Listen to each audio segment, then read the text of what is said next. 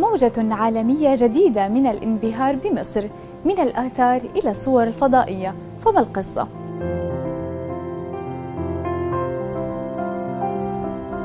رائد الفضاء الياباني كوتشي واكاتا تغزل بجمال العاصمة المصرية القاهرة في تغريدة له عبر منصة تويتر، والتقط صوراً لها من الفضاء قائلاً: بدت القاهرة مشرقة حقاً وأضواؤها ساطعة في وسط ظلمة الفضاء الخارجي.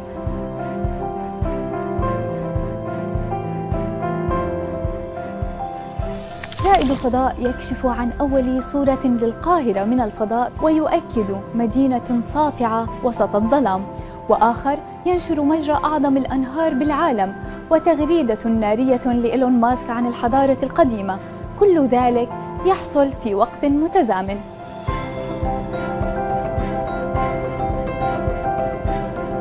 عدد من رواد الفضاء سبق أن شاركوا أيضاً صوراً للقاهرة والنيل بمصر التقطوها من على متن محطة الفضاء الدولية، مثل رائد الفضاء الفرنسي توما بيسكيه نشر صورة فضائية على حسابه في مواقع التواصل الاجتماعي تظهر دلتا بشكل مبهر وجميل وأثار إعجاب الكثيرين.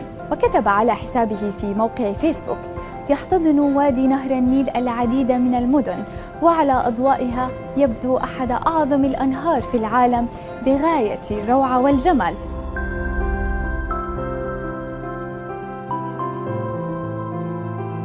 وأثارت تغريدة رجل الأعمال الأمريكي إيلون ماسك عن الحضارة المصرية القديمة ردود أفعال واسعة النطاق من المشاهير والنجوم في مصر. وشارك ماسك مقطع فيديو لمعبد دندرة المصري الواقع بمحافظة جنة في صعيد مصر، وعلق قائلاً: مصر القديمة كانت متوهجة.